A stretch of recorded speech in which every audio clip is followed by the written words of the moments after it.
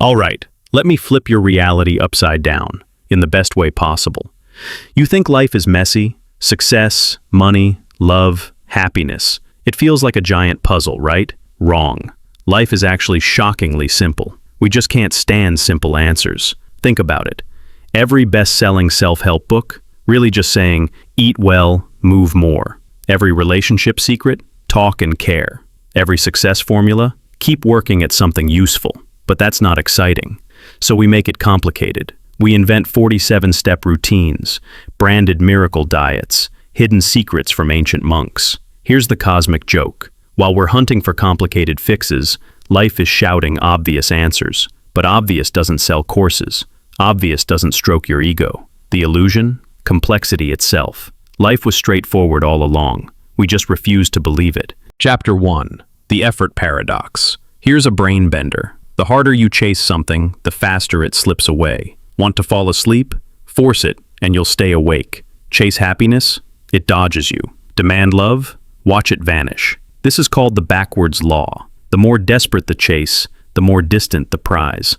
Like thrashing in water trying to float, you just sink quicker. Look around.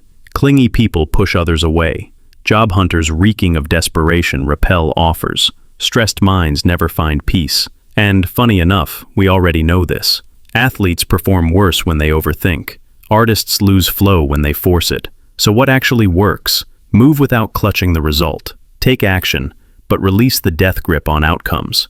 Life favors the calm, not the lazy, the calm. Huge difference.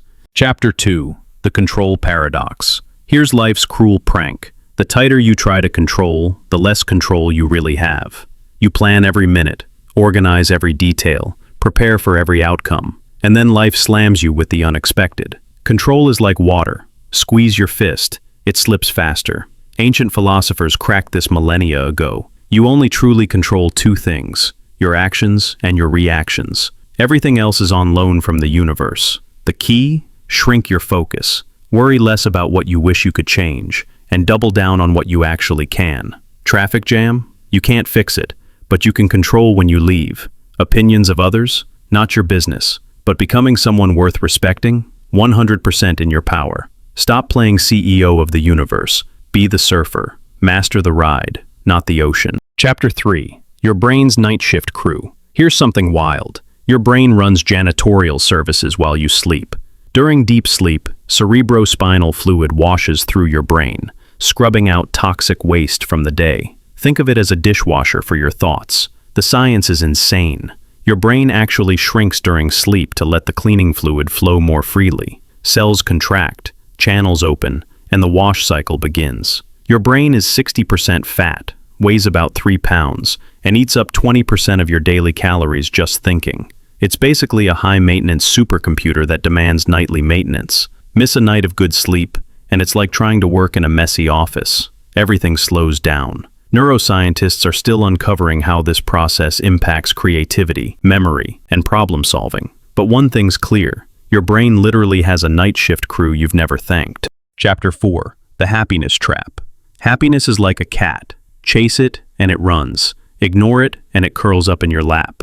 We've all done it. Believed that the new job, the dream partner, or the perfect body would make us happy. But research shows your brain has a happiness set point. Win the lottery? Within months, you're back at baseline. Suffer a tragedy? Same thing. It's called the hedonic treadmill. You keep running, but stay in the same spot. Happiness isn't a destination. It's a side effect. It comes from progress, not perfection. From connection, not consumption. From giving, not grasping. So stop chasing happiness directly. Focus on meaning, growth, and contribution. And happiness? It shows up uninvited, like a surprise guest. Chapter 5. Your biased brain.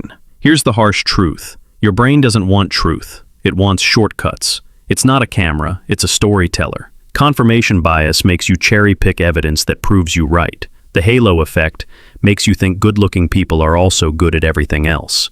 Loss aversion makes losing $100 feel worse than gaining $100 feels good. Your brain is constantly applying Instagram filters to reality. You judge others by what they do, but yourself by what you meant. You remember wins more than losses. You secretly believe you're better than average. These biases aren't bugs, they're survival software. You can't delete them, but you can spot them. Next time you're absolutely sure of something, pause. Ask, which bias is talking? Awareness is your only defense. Chapter 6. The 90-10 Emotional Rule. Here's the shocker. 90% of your choices are emotional. Only 10% are logical. You didn't rationally pick your career. You felt drawn, then invented logic to back it up. That instant gut feeling about someone? It's your emotional brain scanning microsignals faster than thought. The stats are crazy. Your emotional brain processes info 500,000 times faster than your logical brain. By the time you analyze, your feelings already decided. But this isn't bad news. Emotions aren't enemies. They're data. That tiny pause between feeling and acting, that's where your real power lives. Chapter 7. Memory.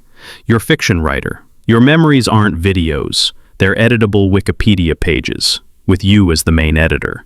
Every time you recall something, you change it. You fill in gaps with current knowledge. You adjust details. You even invent scenes that feel real. Scientists have proven false memories can be planted so vividly that people swear they happened. Courtroom testimony? Often 40% fiction. Childhood memories? Partially rewritten over time. But here's the opportunity. If memories are stories, you can choose how to frame them, not by lying, but by deciding which chapters to highlight. You're already rewriting the past. Might as well edit it in your favor. Chapter 8. The 80-20 Life Principle. Here's life's hidden math. 20% of your efforts create 80% of your results. The rest? Just noise. Think about it. 20% of your relationships bring 80% of your joy. 20% of your tasks drive most of your progress. 20% of your bad habits cause most of your problems. The pattern shows up everywhere. Businesses get 80% of profits from 20% of customers. You wear 20% of your wardrobe 80% of the time. We waste energy majoring in minor things. The secret? Identify your vital 20%. Double down. Cut the rest. Most of what you do is irrelevant, and that's liberating. Chapter 9. The Compound Effect. Here's the math that changes everything. 1% daily better equals 37 times better in a year. 1% worse daily equals almost 0 in a year. It's not motivation that shapes your life. It's compounding. Read 10 pages daily? That's 12 books a year. Save $5 daily? That's nearly $2,000 plus growth. Exercise 15 minutes daily? A new body in months. But remember, it cuts both ways. Skip once, no problem. Skip consistently, the damage multiplies. Small steps feel trivial until suddenly they aren't. Success isn't about intensity. It's about consistency, multiplied by time. So here's the ultimate cheat code. Accept what you can't control. Almost everything. Master what you can. Your actions and reactions. Let small wins compound over time. That's it. That's life's hidden framework. You now understand why chasing happiness fails, why your brain tricks you, why habits rule you, and why tiny choices decide destiny.